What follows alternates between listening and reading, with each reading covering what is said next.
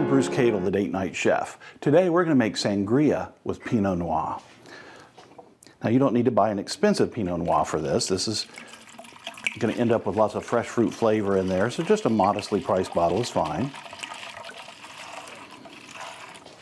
Next we'll add a little bit of brandy just to add some depth and additional flavor. Then we're going to squeeze some wedges of lemon, get some nice lemon juice, and balance that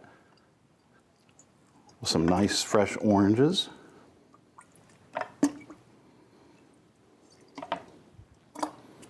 We'll give that a quick stir, just to blend all the flavors together. And I like to top that off with just some fresh grapes.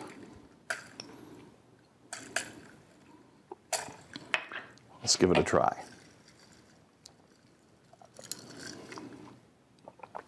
It's really, really good. Got lots of deep flavor. I'm Bruce Cadle, the Date Night Chef. I hope you enjoy making sangria with Pinot Noir.